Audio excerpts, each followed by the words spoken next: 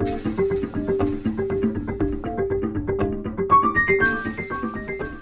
and welcome to Africa Media Matters, featuring debate, interviews and comment about the media across the African continent. I'm Audrey Brown. Coming up, we'll be speaking to IWPR contributor Jack Kahora on the challenges of reporting on mineral exploitation in Eastern Democratic Republic of Congo. I had to write a story about minerals in the DRC 3 months ago, and most of the dealers I wanted to join, they refused to speak to me, and they said that I'm also a spy for the international community. And we'll hear about the jamming of a London-based radio station that broadcasts to Zimbabwe. We found that it didn't matter which transmitter we came out of or which frequency. It took them about 30 seconds to find us and shut us down. More on those stories coming up after this. Africa Media Matters is brought to you from IWPR Center for Crisis Reporting. IWPR, giving voice, driving change. We begin in South Africa, where proposals to introduce tighter controls over the media are being bitterly criticized as a threat to press freedom. The government has put forward a bill which would allow the governing African National Congress to classify any information if they decide it's in the public interest. And anyone leaking or publishing such information could be jailed for up to 25 years. The ANC also wants to change the way journalists are regulated. It's planning to set up a media tribunal, which critics say would give the state the right to vet and censor reports. The ANC argues that self-regulation of the media has failed, but opponents say it's just trying to gag journalists in response to a stream of negative stories about politicians abusing their power. Dozens of editors have signed a declaration calling on the ANC to abandon its plans, while many have thrown their weight behind a public campaign to force the government to backtrack. Among them, Archbishop Desmond Tutu, who's challenged South Africans to fight for press freedom, saying, "This is your country and it's going to become what you allow it to be." So the battle lines are drawn. To discuss the implications of the government's proposals, I spoke earlier to Joe Tlolwe, the Press Ombudsman for South Africa. Hello, Mr. Tlolwe, and thank you for agreeing to talk to us today. I'd like to begin by asking you, under the changes being proposed, what kind of information could be classified? State officials are given the power to classify anything as secret. In other words, the media would not have access to it once an official has said it is a secret document. In fact, that one is already a bill in front of Parliament, and it was stopped in its tracks during the public hearings when almost every institution in the country objected to some of the clauses. The law is supposed to replace the Official Secrets Act, which was an apartheid law. Now they are trying to put in a new version of that, and in putting in the new version, they are in fact threatening media freedom. Would journalists and others have the right to challenge a decision to classify a given piece of information? You can appeal to the person who classified the document, and obviously that's not worth anything. The appeal mechanisms are very cumbersome. They don't give the media any joy that in fact they will win if they do complain about documents that have been classified. What would you say would be the likely impact if this bill becomes a law? It would restrict investigative journalism very seriously. But at this stage, the minister has pulled back that bill so that they are studying it to see what they can do with the input from the public and try and amend it before it goes forward in Parliament. So we're all sitting here on tenterhooks waiting to see what the new version looks like. So are you more worried about the media tribunal? The present system we have is a system of self-regulation that is run by a press council, and I am the ombudsman in that system. It is a voluntary system, and I think more than 700 publications throughout the country subscribe to the system. The ANC says, though, that the media in South Africa have failed to regulate themselves, so it feels that it needs more controls. What is your defense against that?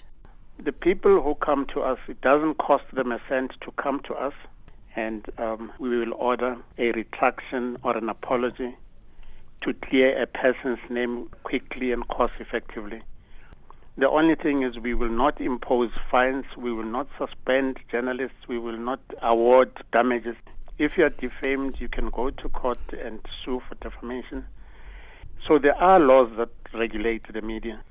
The ANC claims that commercial considerations influence editorial content. What do you say to that, Mr. Tlolwe? That, in fact, is rubbish. We all know how publications are established. The owner decides this is a business and it decides to go into it for business. And there has always been this separation between the editorial side and the management, the business side of the newspaper. So to start saying that it is the business considerations that play a part in editorial decisions, that in fact is rubbish. But newspapers are driven by commercial considerations. They do publish what sells. And that could lead to sensationalization, and it could lead to breaches that the ANC would like to see avoided. In the 1 year between August last year and July this year, I received 134 complaints.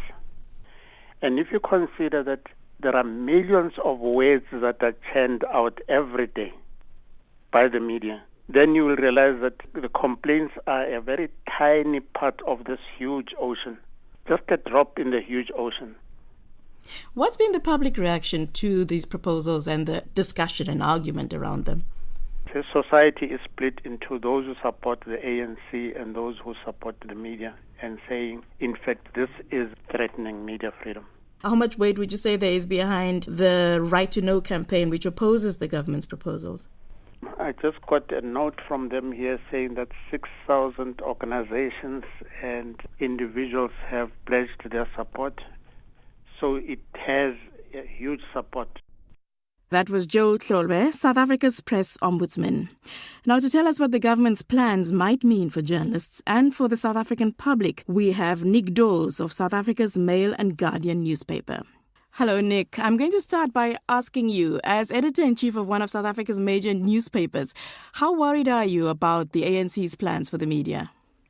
I'm extremely concerned. I think that in the Protection of Information Bill, a new piece of legislation designed to control access to what's seen as sensitive state information, and in proposals for a statutory media appeals tribunal, we see, unfortunately, a disturbing willingness to shut down on the open debate and exchange that has characterized the development of South Africa's democracy so far.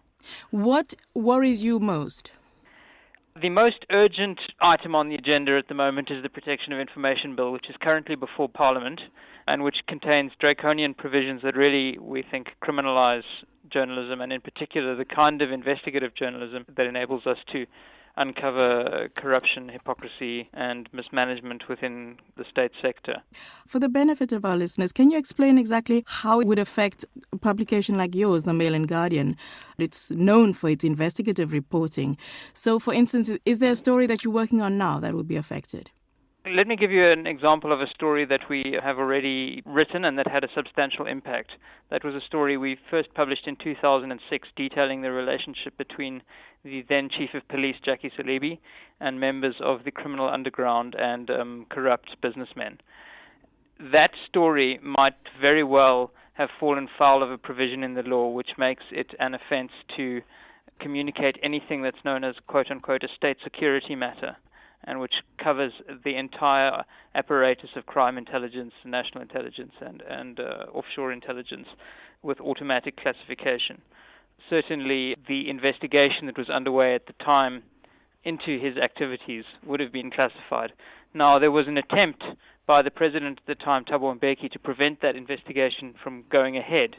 And we believe that the fact that we put the investigation in the public domain helped to ensure that the police commissioner went to trial and ultimately was convicted of corruption.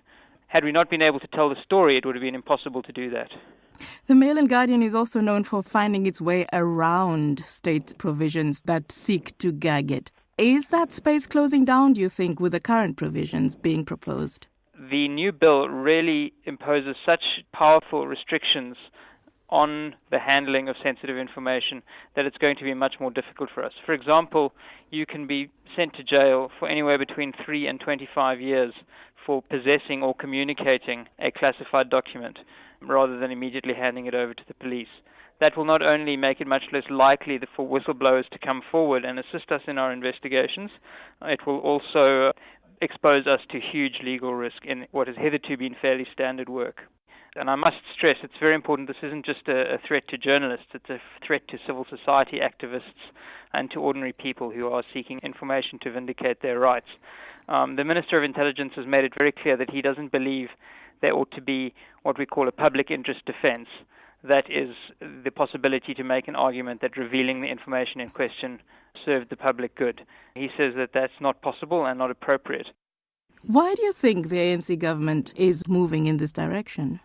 The ANC is internally quite divided at the moment, and there are quite serious challenges of credibility to the leadership both of the party and the government in terms of the impact, for example, that newspaper reporting on corruption or the luxurious lifestyles of cabinet ministers has had on their legitimacy and on public perceptions of their attentiveness to concerns of ordinary people. How will it affect your readers?